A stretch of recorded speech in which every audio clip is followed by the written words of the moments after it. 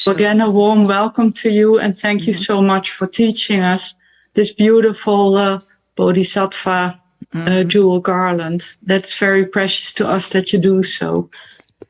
Let's have a few moments of silent meditation to let your mind settle, and then we'll generate our motivation.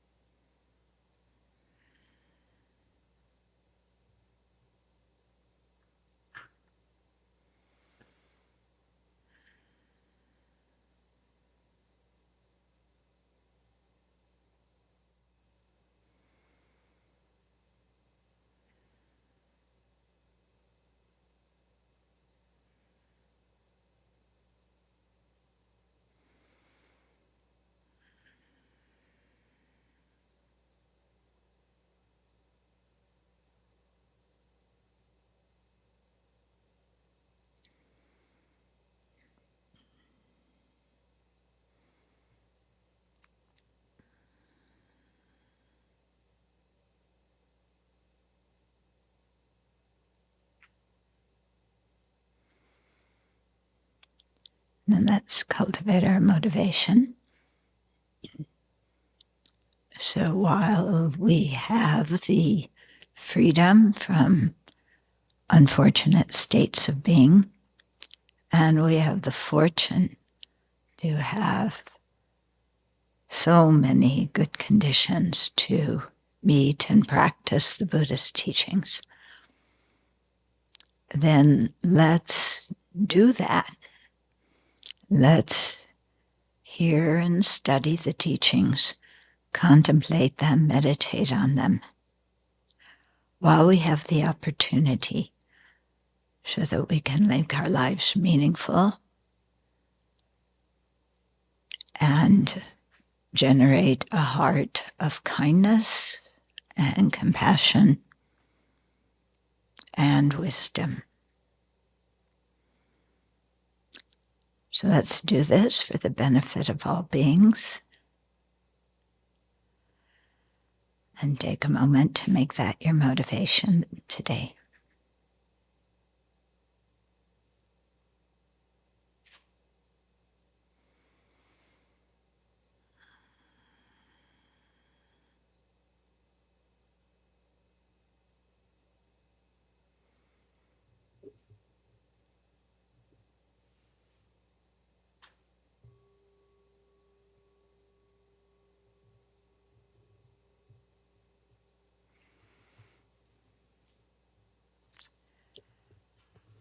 Okay.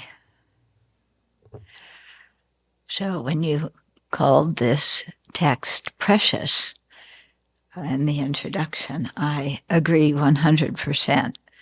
It's a short text, but if we could practice this well, it would change our whole lives.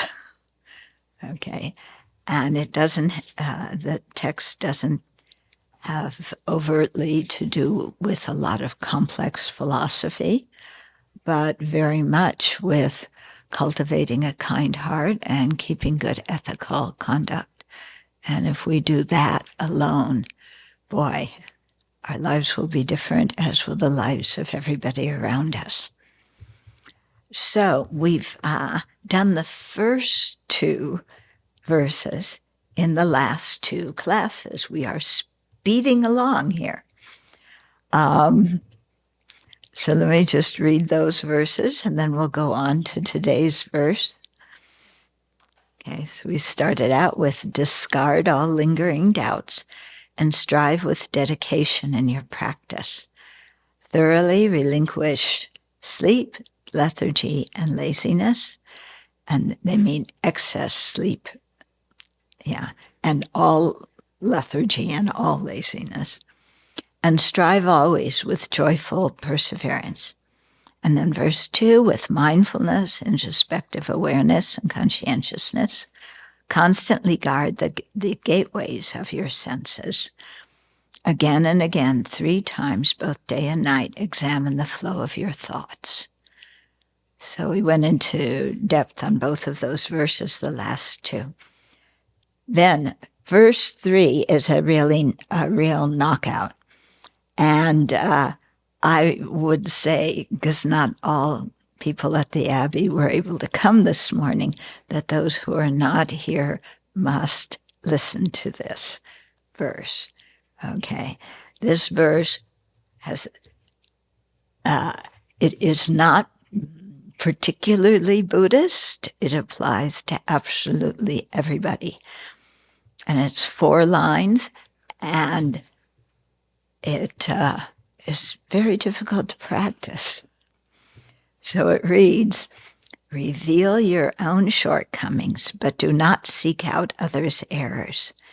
Conceal your own good qualities, but proclaim those of others. So we read this and we say, what? Especially the first line, reveal your own shortcomings. What? I'm supposed to reveal my own shortcomings? Sorry, that was not the way I was brought up.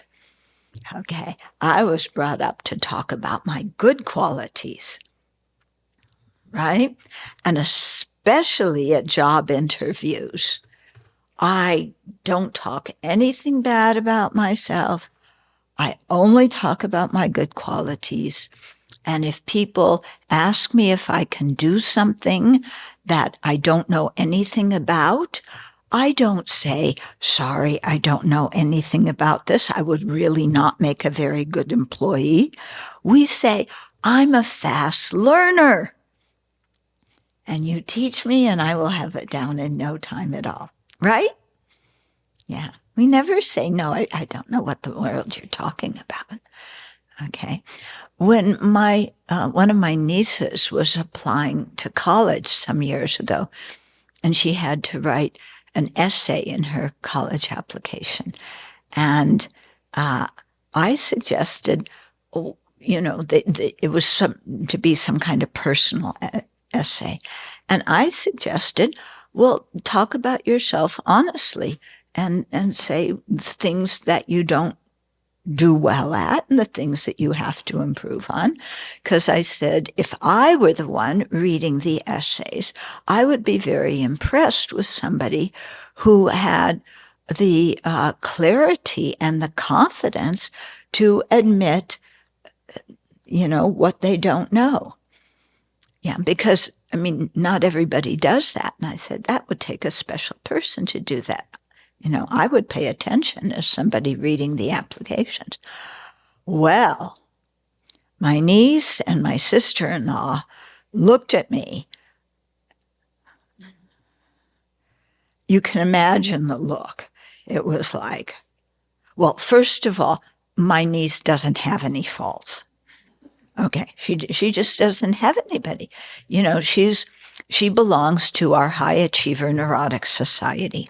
So she has absolutely no faults. And for her to even admit something that maybe she doesn't know, no, we don't do that. Okay. And they were quite angry at me, actually, for even suggesting this. Yeah. The reason I suggested it was because I heard about somebody who used to read graduate school applications in science, for the graduate program.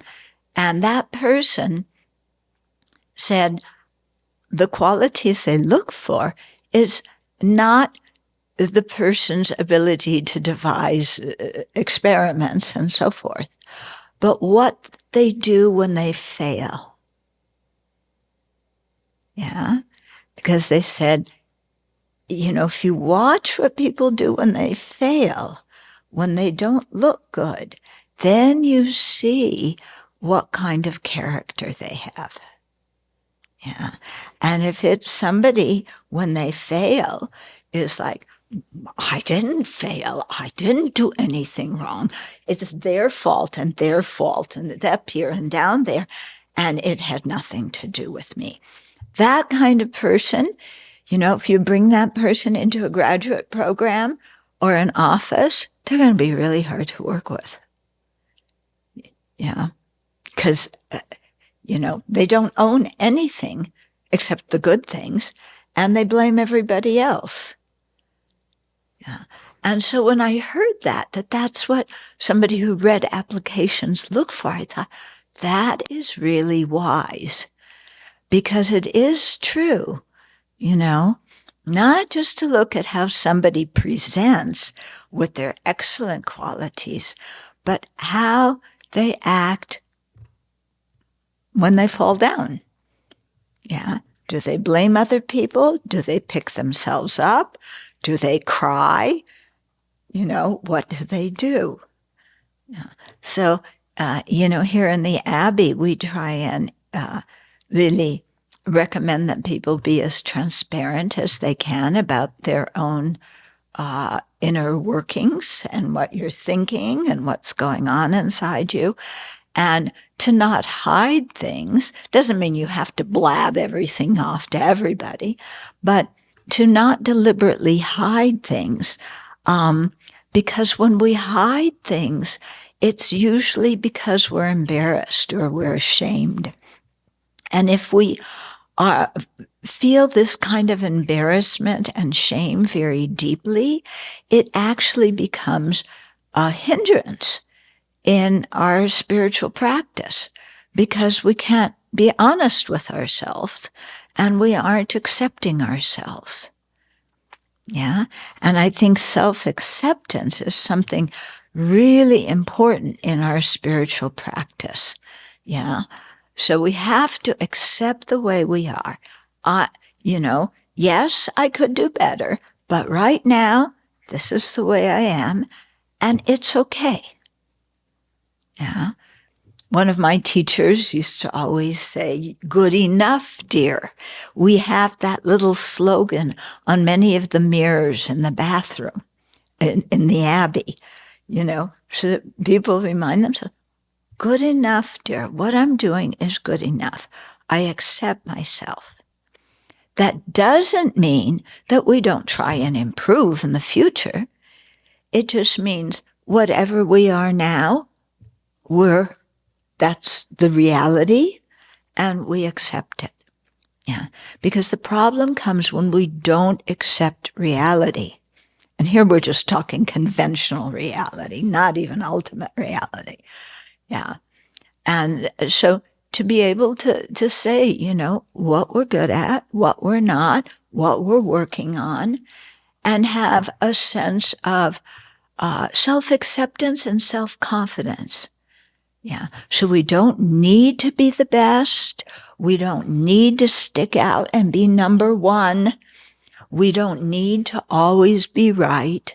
Of course, if we do things well and it turns out that way, rejoice.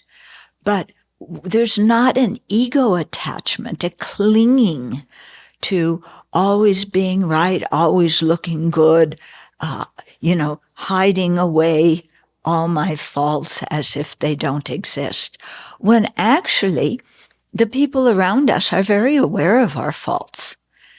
Yeah. So who in the world are we fooling when we don't admit them? Yeah. Everybody knows we have them. Yeah. Especially you live with people. Yeah. Or you work with people. Yeah. So who are we hiding things from? Yeah. And who were we ashamed in front of? Somehow we've internalized the standards that were set for us, either in society or in our family, and then we've bought into those standards. We never questioned them. We bought into them. We set those same standards for ourselves. And then if we can't meet them, or circumstances are such that we can't fulfill them, then we blame ourselves and we feel like, oh, something's wrong with me. I failed other people. I'm a disaster. And then you start with all that very negative self-talk. And that negative self-talk becomes a big obstacle in your spiritual practice. Yeah, because you waste so much time criticizing yourself that there's no space in your mind to try and train your mind in virtuous qualities. Okay? Okay. So reveal your own shortcomings. Oh my goodness. We feel such pain just thinking about that. Reveal my own shortcomings. No, never. Okay? But do not seek out others' errors. Oh, why not? I should seek out their errors. I mean, afterwards, actually, they do this wrong, they do that wrong, they fail this, they don't measure these expectations. I am perfectly equipped with an overactive opinion factory that is very good at pointing out others' mistakes. And I love doing it. Because the more I can point out others' mistakes and their failings, the more perfect I look. Yeah. Because I don't have those mistakes and those failings that those people do. I am above that. Well, the curious thing is, the faults that we point out in others, we very often have the same ones. And we don't see them, or if we do see them, we certainly will not acknowledge them. But we love pointing them out in other people. Yeah, so it's interesting to watch patterns in your own life of the kind of faults that you point out in other people. Okay, because often we have them. Okay, so true confessions. I'm going to model what I just told you about being transparent. I remember years ago, my first Dharma course. Yeah, there was one person. I thought, they are so arrogant. So arrogant. Yeah. And then, after mentally criticizing them for a while, I figured out actually it was me who's the arrogant one. Yeah. I know my own arrogance, but I don't want to admit it. So I focus on seeing other people's arrogance and criticizing them for it. Yeah. So then, this was in my 20s. So then I look back and I realized, oh, I remember in 6th grade, people used to tell me I was conceited. Oh, maybe this is an affliction that runs rather deep that I need to pay some attention to. And then you've heard me tell the story of one person at one of the Mind and Life conferences with His Holiness who just went up and gave the Dalai Lama a big hug while I'm sitting there going, no, you don't treat the Dalai Lama like this. Well, what did I think of this guy? He's arrogant. He's some scientist, so he thinks that gives him permission to hug the Dalai Lama. Yeah, and I don't approve. Okay, so, this is something going on here. Yeah, I see this repeatedly. When we had a program for Vinaya education in Bodh Gaya in 1996, we all sit in our ordination order. Okay. So I look up the line, and who do I see? Jetsunma Tenzin Palmo, Venerable Karma Lexia Somo, Venerable Jampa Sadron, and then me.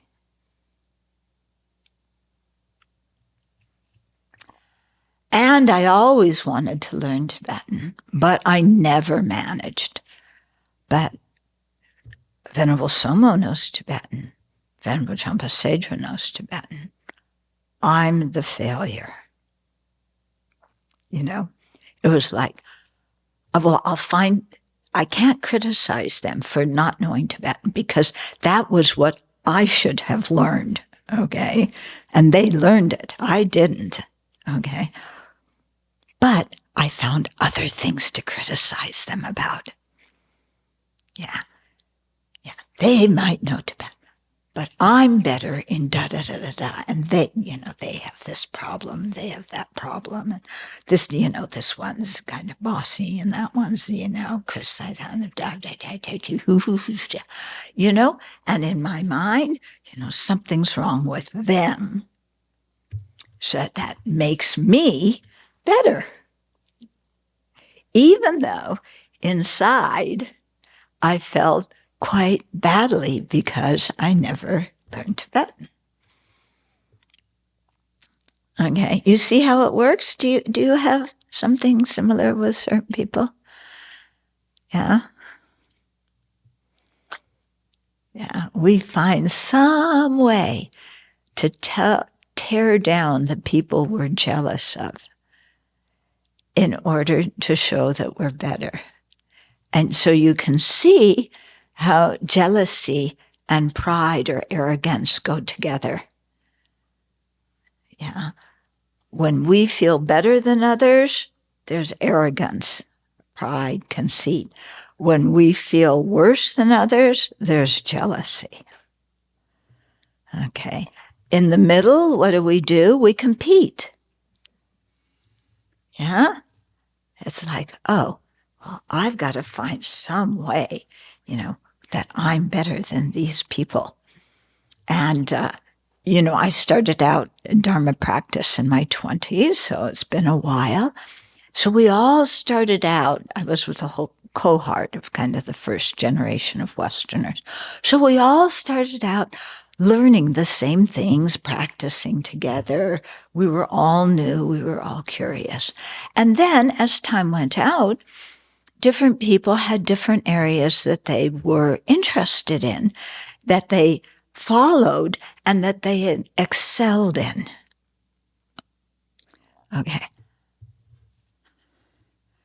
So some of them excelled in all sorts of wonderful things that left me feeling kind of inferior. I should compete with them a little bit. Like, why do they get that opportunity and I don't? I should compete and try and get the same opportunity. But the fact was that they excelled in those areas and I did not. Yeah. So the big challenge for me was to learn to rejoice at other people's good qualities. And when I started practicing that, it really changed my mind. And I find at the Abbey, it's especially easy to rejoice at people's good qualities because there's so many requests that we get to do things for, different organizations and different people in the public domain. I can't do them all. And there's other people at the Abbey who are better versed in this. We got a request to speak at the National Psychological Association. Well, yeah, okay, I know a little bit of psychology. It was part of my undergraduate work. How many eons ago was that? But we have a nun who is a therapist, who practiced as a psychologist for decades. Yeah, she's more qualified to go, not me. Okay? So the same thing. We get requests to speak at hospice things, at church events. Yeah, I think even this week, a couple of our nuns are going to do some dialogue with some Catholic nuns. So they're really suited for that. I don't know a lot about Catholicism, okay? So it's interesting to talk to people, but they're better suited to do that, okay? And then some of the people here are interested in environmental things. We get lots of requests to participate in events for that, so they go for that. So what the point I'm getting at is the fact that we have so many people here with different good qualities, and they're all part of the Abbey, and I feel like we function as a community, then whatever I don't do well is quite okay because there's other people in the community who can do it well. And they can represent the Abbey, and they can, be of benefit to sentient beings in that way, in a way that there's no way I can. Okay.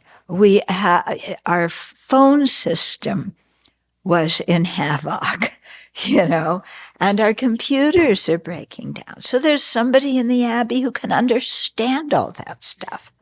I get her emails and it's like, just show me where to click, that's not, I don't understand the whole thing, but she does, and she can fix all this stuff. Fantastic. Okay. I can't do that. So really learning to be okay with not knowing things and rejoicing at other people's talents. Yeah. We have some nuns at the Abbey who are very artistic. Great.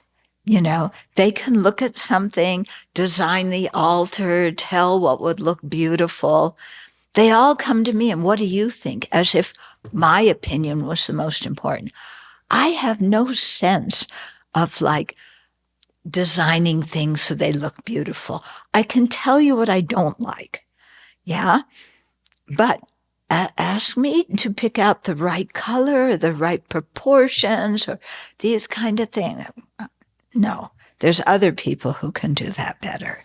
Okay. And I'm glad there are other people who can do that better. Otherwise, we'd be in very bad shape. Okay. So it says, reveal your own shortcomings, but do not seek out others' errors. Okay.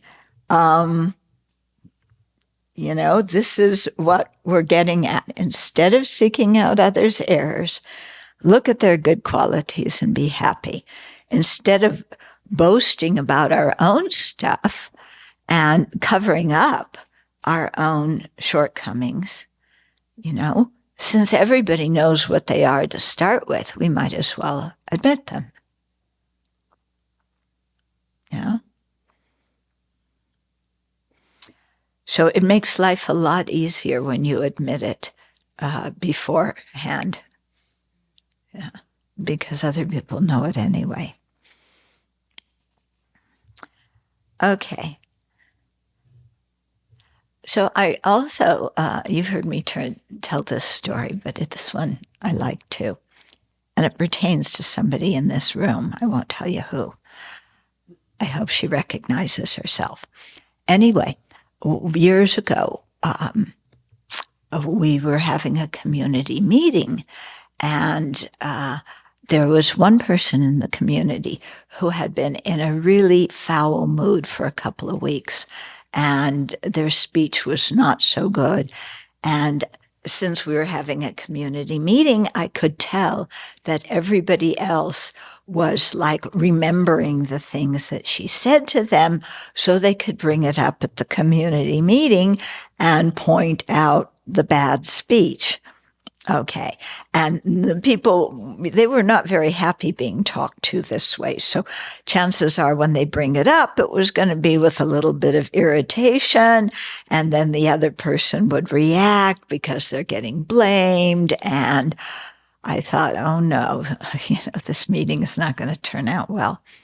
Well, because we go around in circles when we do this, this person happened to be the first person speaking.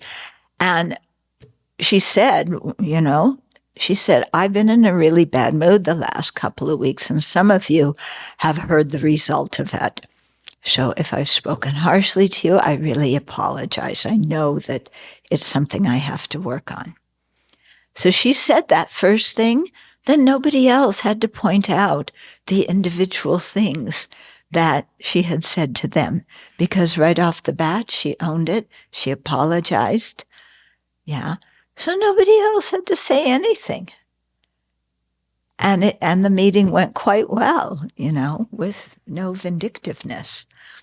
So, yeah, so this is the benefit of being transparent. Okay, then the last two lines, conceal your own good qualities. What? Conceal my own good qualities? Yeah. But proclaim those of others, that's a double what? Conceal my own good qualities? No. Like I said, when you go for a job interview, when you apply for something, all of our good qualities out there, It's interesting sometimes when people make an application to come to the Abbey, they'll tell us all their spiritual experiences and God talking to them and their intuition and this kind of thing. And I don't know if they're really being honest or if they're trying to impress us, but it does impress me, but not in the way they wanted. Yeah, it impresses me in a more negative way, put it that way. Okay.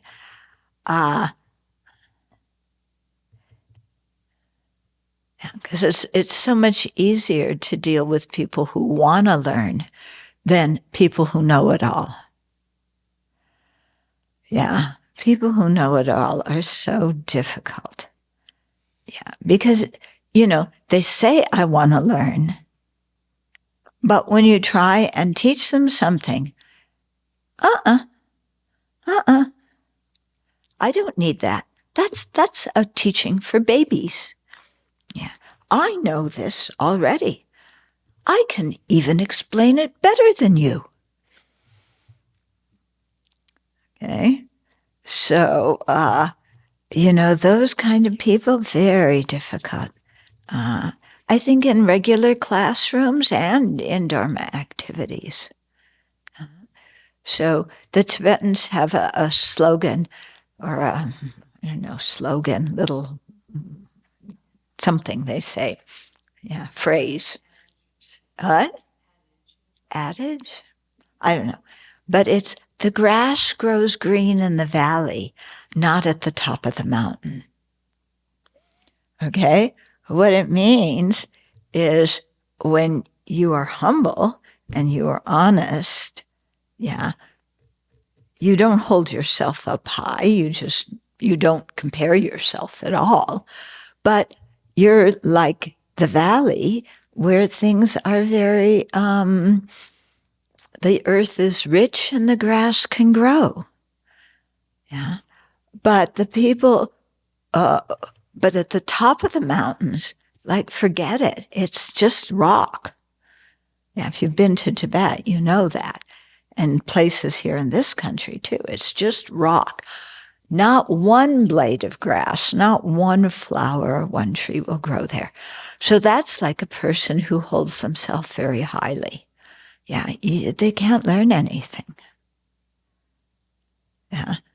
So it really becomes it's a personal hindrance to them. Yeah.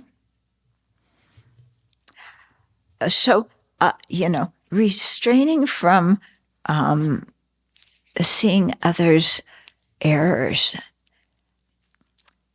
Yeah, that one can be hard, like I said, because we have overactive opinion factories and because people do make mistakes. Yeah.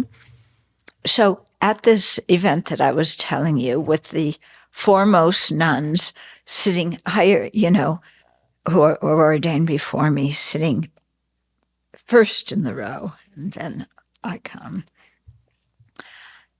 Then the person who was the co-organizer of the event, she and I were co-organizers, she sat next to me on the next seat on this side.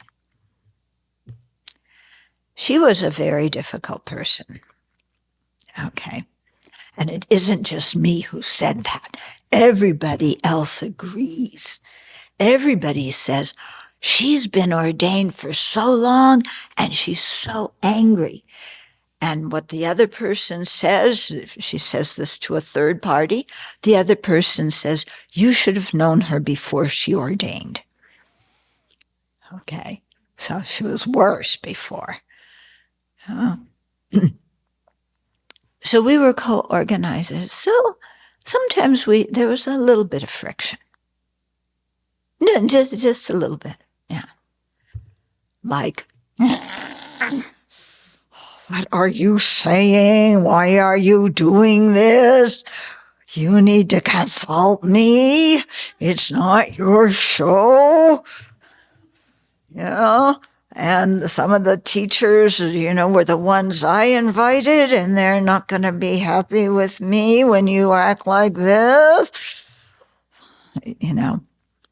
So, we had a few problems. Of course, I didn't make any mistakes. I was very easy to get along with, very kind, very benevolent. I didn't do anything to antagonize her. Yeah, because, I'm a nice person. Yeah, really? Yeah.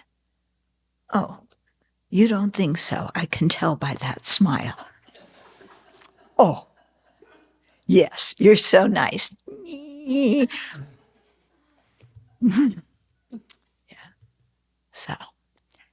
So we had to work together, and then during all the teachings, she's sitting next to me. So I decided I had to find some way to make peace with her. Actually, what I needed was to make peace with my own mind.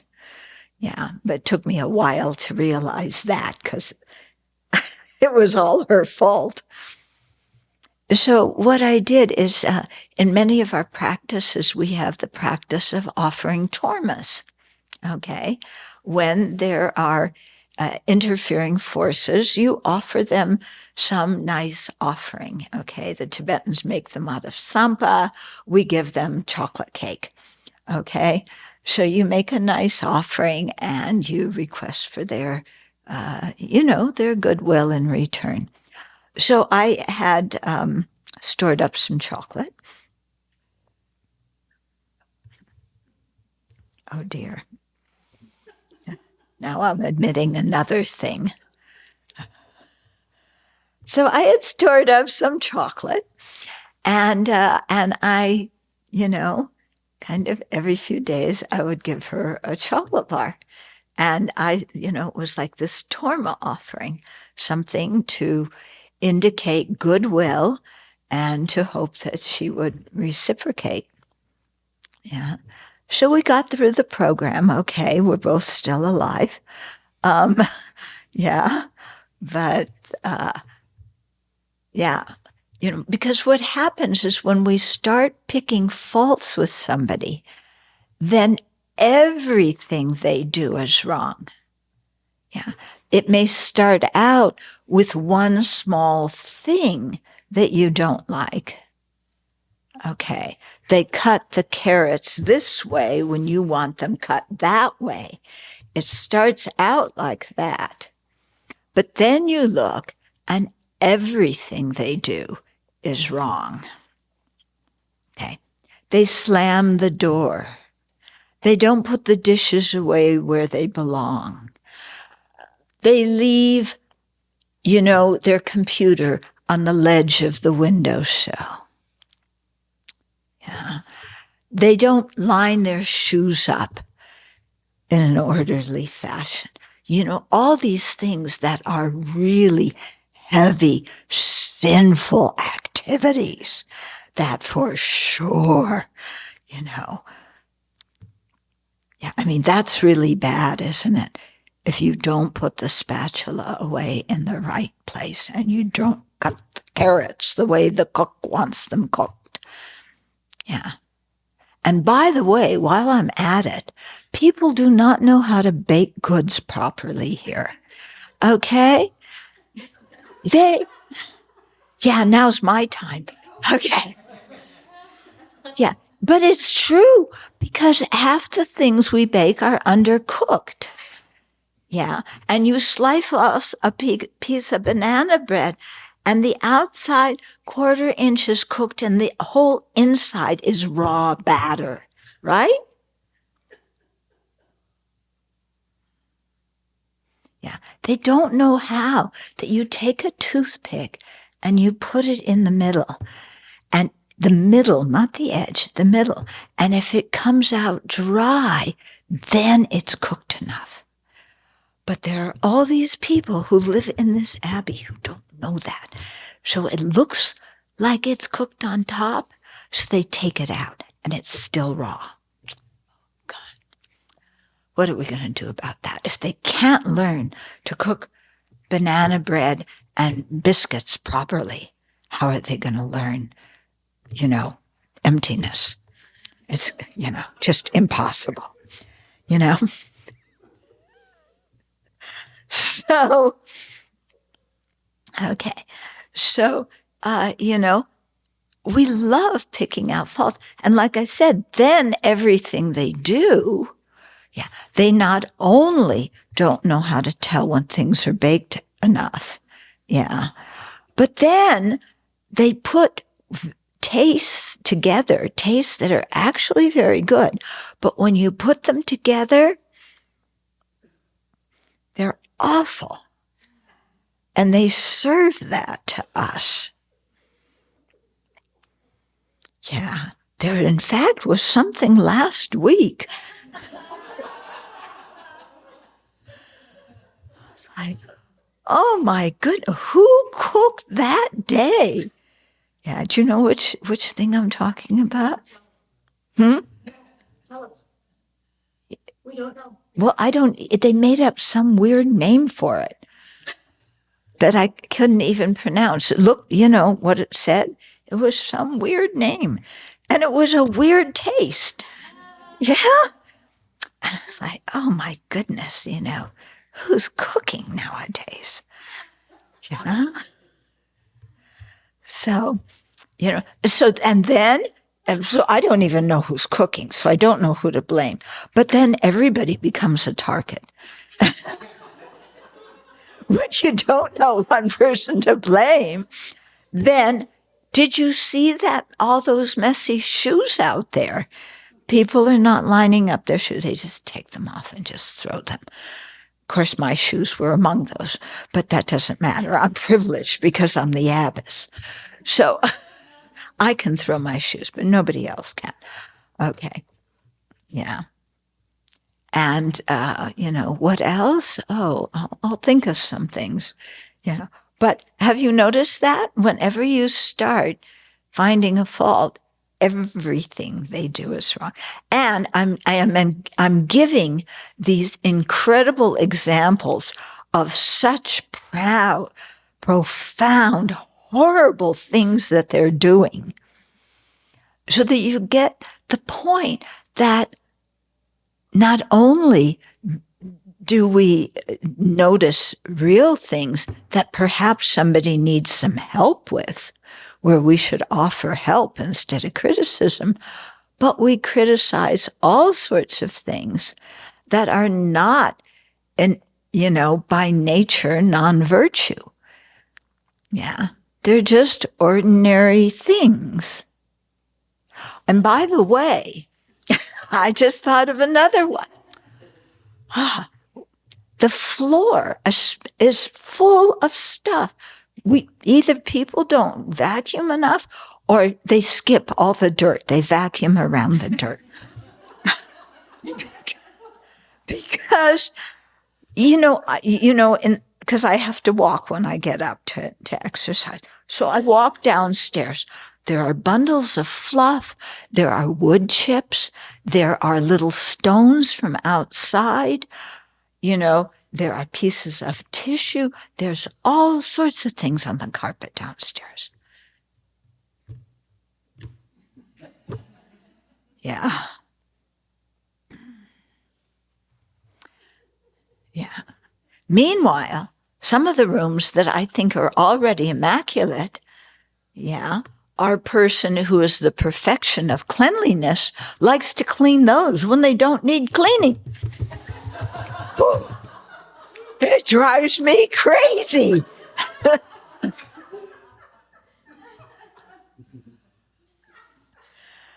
Okay.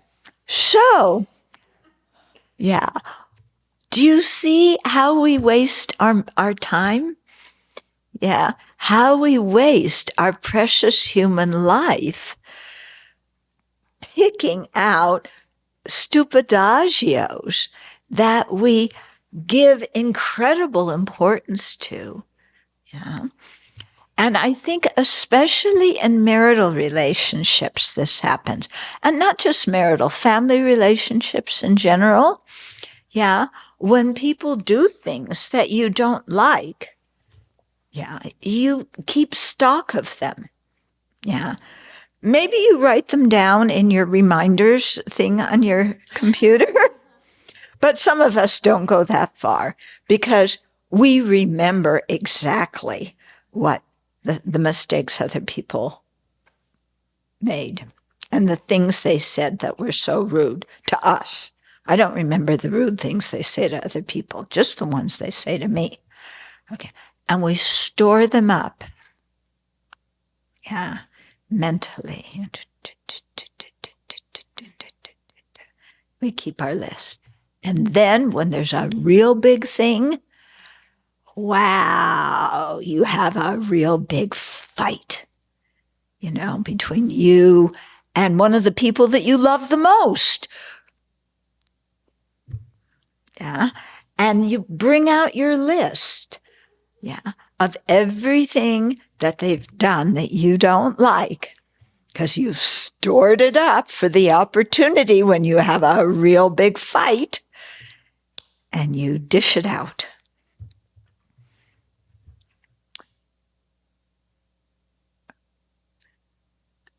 Everybody in Holland looks quite okay. Nobody is smiling at that one. Maybe you don't do it?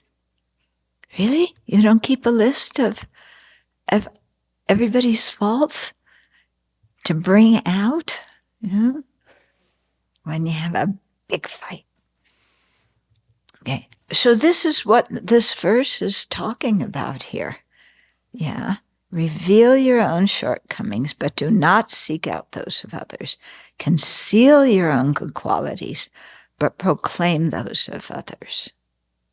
Now, we may say, but wait, okay, I can see maybe it would be good for me to reveal my own shortcomings. But why should I conceal my own good qualities? Why? I have them. Yeah, they're there for the world. You told me that everybody sees my faults, so they should see my good qualities too. And if for some reason they're blind and don't see them, I will point them out. Yeah. But what good does that do?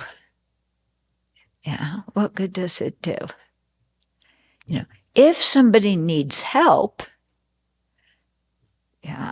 we could come along and say, may I help you?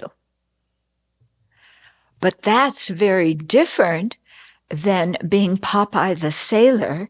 Remember Popeye? Yeah? Drinks his can of spinach, and then he goes like this, and then he, throws somebody off the ship or whatever Popeye does. Okay? But we see somebody needs help, and instead of saying, may I help you, we come and we say, I know how to do that. And then we completely take it over. Yeah. We don't bother instructing the other person so that they can learn how to do it. We just step in and take over the whole thing ourselves. Okay. So it's good. Conceal our own good qualities. If you have them and somebody needs help, say that. Ask if you can help. But there's no reason to go around pronouncing all of our good qualities. What would you start with? My good quality is, unlike some people in this place, I make my bed every morning. See how wonderful I am? Okay, again, pride over some stupid agio. But we use it to put ourselves above others. Yeah. And if you look carefully during the day, there's so many little things where we try and get that ego boost, of see, look at me, see how well I do this. Yeah. I'm putting the pot of this stuff, and it's real on the line for food. Isn't it wonderful? I cook today. And then it turns out to be, or you don't cook enough. Yeah, you cook. It's really delicious, and halfway through the line, it's done. And the end of the line doesn't get any. Okay. But, there's all these small ways in which we praise ourselves for doing something good. Yeah. And it's just little ways that we, point out, look at me. And maybe we're not pointing out to anybody else. We're just doing it to ourselves. See, I'm better than other people because I do this, or I know that, or whatever it is. Yeah. Okay. So, my goodness, we're done with this verse. Maybe before I go on to the next verse, imagine doing more than 3 verses, one verse in a session. Let's see if there's any questions and comments before we go on. I just wanted to share my experience with what's the result of constantly trying to find ways to put myself above others is that I end up feeling really disconnected and lonely. And it sort of defeats the whole thing. Actually, it's to feel connected, like I have something to contribute, to offer to people because I can do this well. Mm-hmm. But that comparing mind just creates this big gap, this barrier that then I can't overcome, and I feel really sad as a result. Yeah. Because there's always the mind that's saying, us and them, us and them, us and them. Who's higher? Who's better? Who's lower? And it's just the way of thinking like that makes the mind unhappy. We can hear. Can you hear now? Can. Okay. I want to ask you to repeat your question or your comment. The effect of picking faults and comparing myself with others all day long, even coming out on top, is that I feel really disconnected and separate from other people, and then I feel lonely and sad. Yeah. And my reply to that was just the mental activity of framing every situation as them and me is just the framing like that is something that makes us feel alienated and disconnected. Yeah. And then when we add on top of that, they're worse, I'm better, or oh no, maybe they're better and I'm worse, then we really feel disconnected. Yeah. Okay, there's another question from here. I was just thinking that the last line of that seems to be like the antidote, because when you have a lot of pride, you can't see others' good qualities. So, it's just like it's a nice practice. It makes, even just thinking about doing that makes the mind feel good, and it can be kind of challenging too to figure out how to do it. So it seems like a good practice. Yeah. So proclaiming the good qualities of others is a good practice. And this fits in, with the 7-limb prayer. The 4th limb is to rejoice at our own and others' virtues and good qualities. So that's what this is about, training the mind to look at other people's good qualities, to rejoice at their opportunities, to rejoice at their virtuous actions and their good contributions. Because when we train the mind in rejoicing, then our own mind is happy. Yeah. When we really sincerely do it.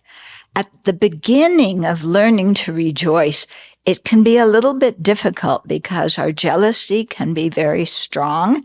And the last thing we want to do when we're jealous is find good qualities in the person that we're jealous of. Okay. But as soon as we really start training the mind, and seeing that recognizing others' good qualities does not mean that I'm less than them. Yeah.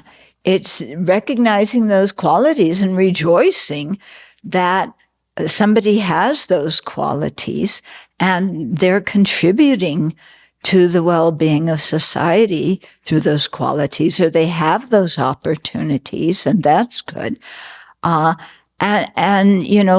Training the mind to feel happy. Yeah. And it's amazing that we have to train our mind to feel happy because we think happiness comes from outside. So everything has to be arranged this way and then I will feel happy.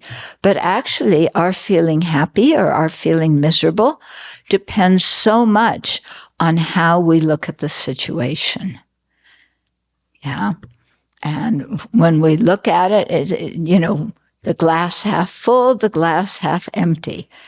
How we look at the situation is going to determine how we experience it. The word reveal is a verbal action. Verbal action. Yeah. Here, the word reveal seems to convey verbal action. Mm-hmm. And also proclaim, verbal action. Conceal, maybe mental. To not seek out, maybe mental. But revealing and proclaiming, since they seem to involve verbal action and such likewise bodily actions, wouldn't it be necessary to speak of their timeliness? Of their timeliness. Timeliness, yeah. Their appropriateness. Yeah. Otherwise, there can be situations when that may not serve the purpose, may not fit the situation. Yeah. And also I sometimes wonder whether is there a boundary between spiritual life and political life, professional life, etc. Or do these cross all those borders and apply the same? Yeah. Okay, so I think, personally speaking, I think it's very important to apply our things that we're training in our spiritual life to your career, to your politics, to everything. Okay, that ethical conduct and cultivating love and compassion is not something you do on Sunday morning and then the rest of the week you do the opposite. Yeah. So it's something that we should bring into all aspects of our life. And then the first part of his question was, because the words in it says, reveal your own shortcomings and proclaim the good qualities of others, that those two words are implying that you're saying something verbally. Yeah.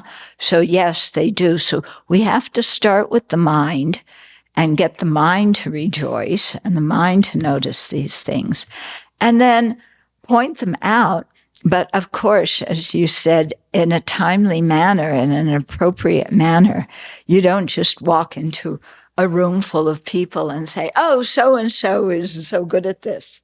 It's just like everybody goes, what are you doing? So you have to see when is it appropriate to say to somebody else what they've done that you appreciate, or a quality they have that you really like. So sometimes you may want to do that just to them personally without other people around. Other times, you may want to do it in a public way, because the person kind of is appropriate for the situation. So it necessitates some sensitivity here. Yeah. Questions from Holland? Anything? Okay, yeah, I see one hand. Yes, can you hear me? Yes. Okay. Yeah, I'm also thinking about, it's all done with a kind of big ego, not? Ego, clinginess. So I also thought maybe you can, look to that, like the wisdom part of it, to see, where are you, ego? Yes. And so to kind of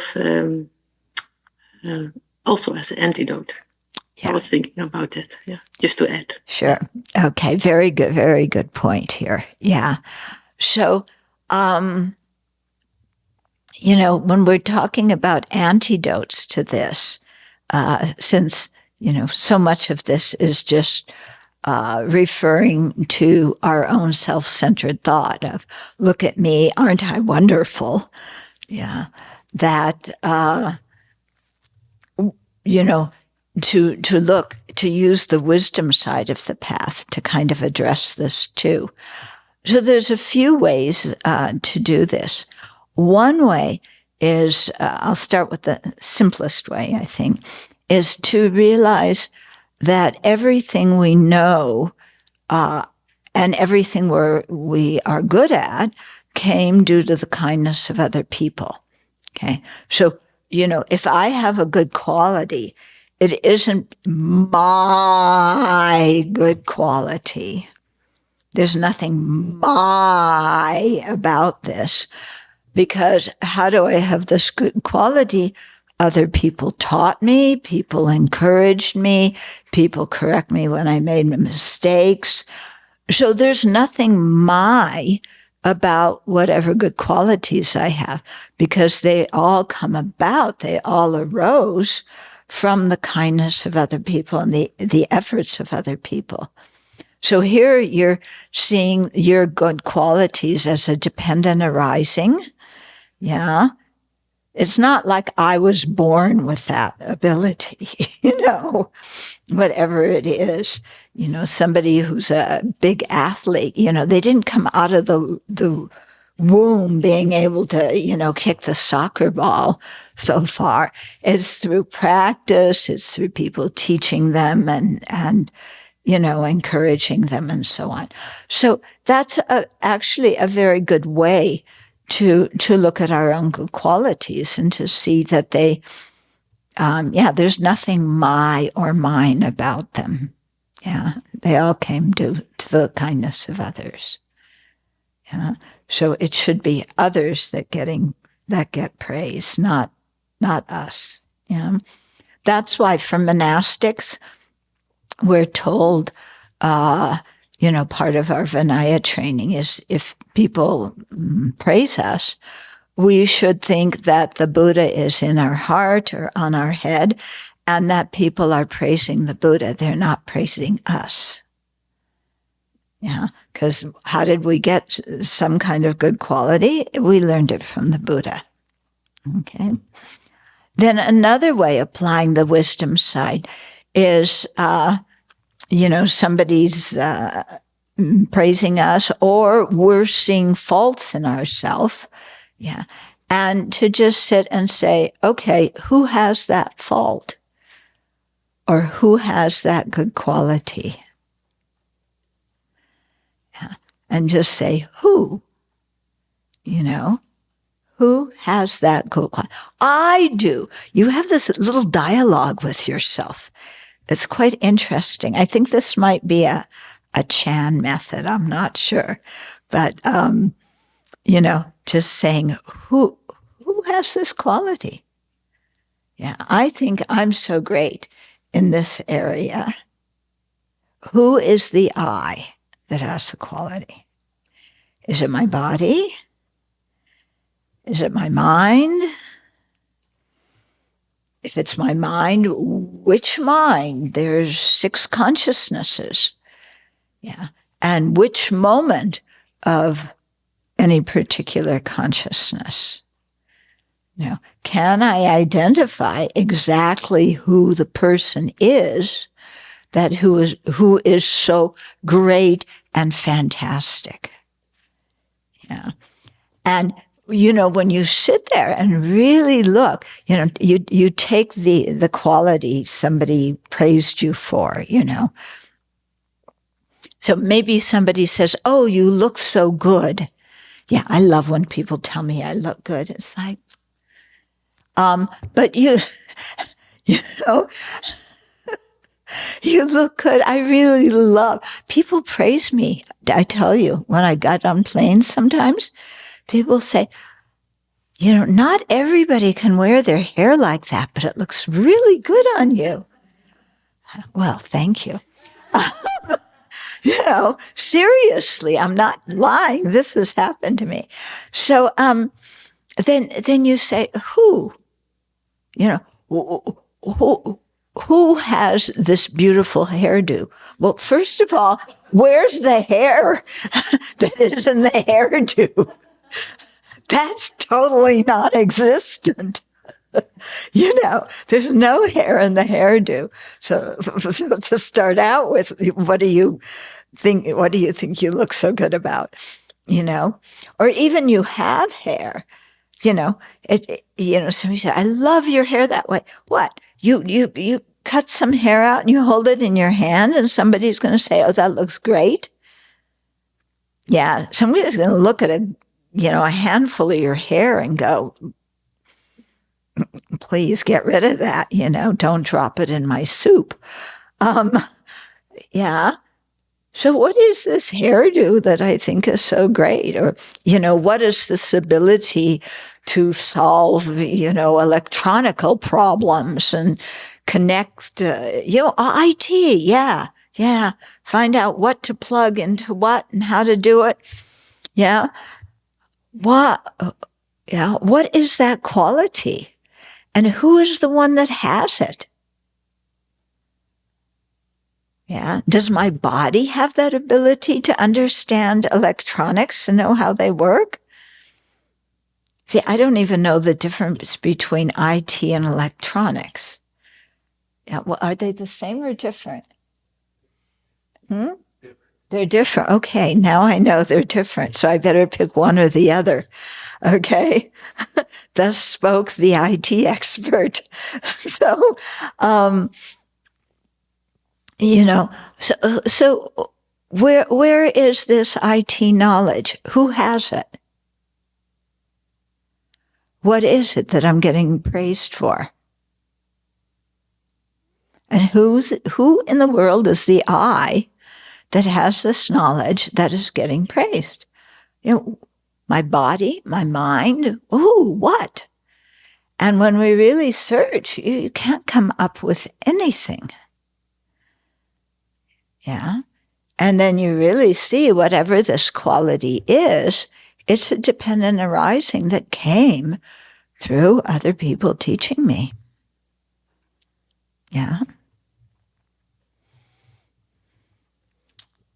Okay. Does that help? Thank you. Yes, thank you. Okay.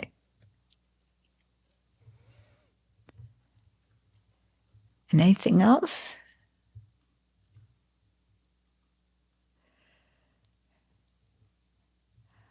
Okay. then how about if we spend the last couple of minutes and do a very short meditation about this? Okay, so come back to your breath. Lower your eyes. Let the mind calm down.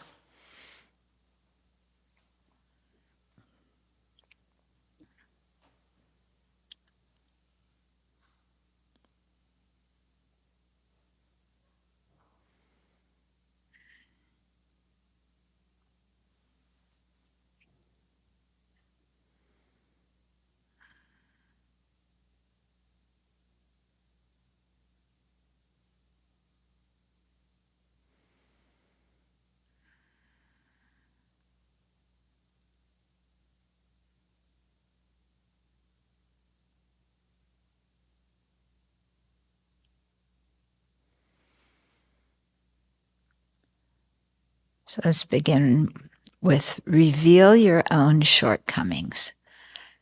So think, what shortcomings do I have that I am reluctant to reveal? That I am even reluctant to own myself, let alone reveal to others.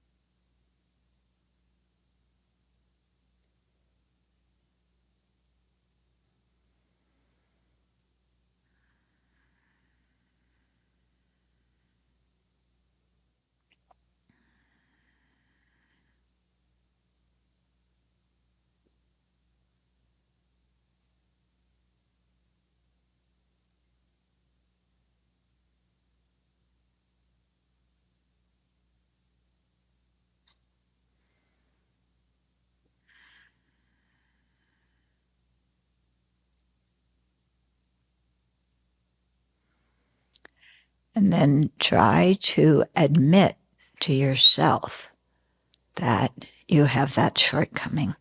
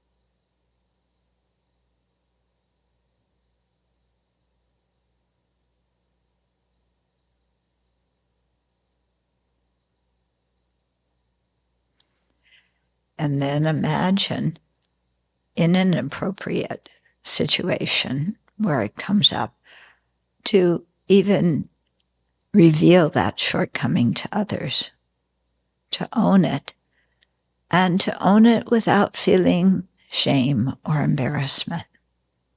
To just be able to say that you have that shortcoming as a fact and leave it at that. So imagine being able to do that and think of a situation where it might be helpful to do that.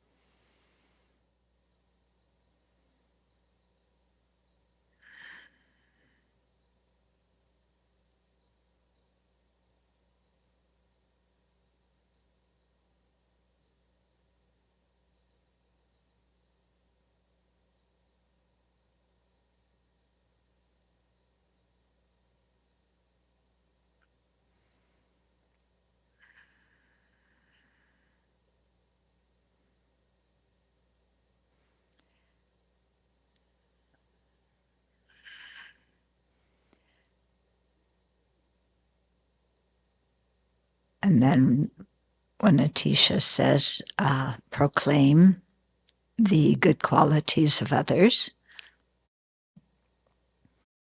think of one person or more who have a good quality that you're jealous of or envious of or resent.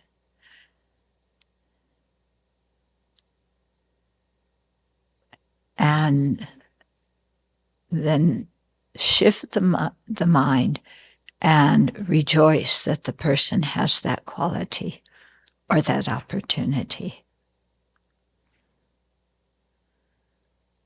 And see what the change in your attitude is.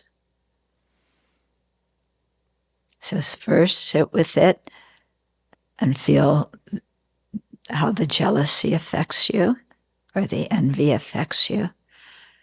And then really try and rejoice and see how the feeling and the attitude in your own mind shifts.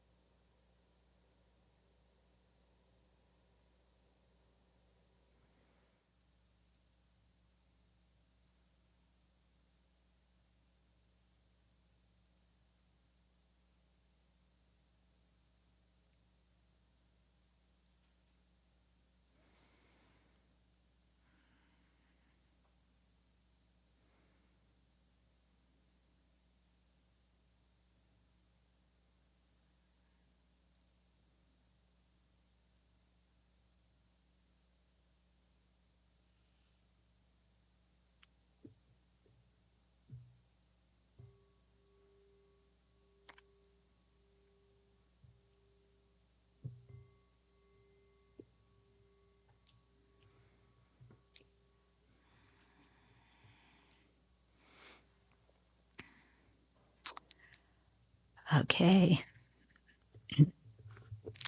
So try doing some more meditation on this verse during the week. It's quite powerful and it's very practical. And if you don't have any of these problems, then please come and teach here. And I will happily retire. Okay, let's dedicate the merit.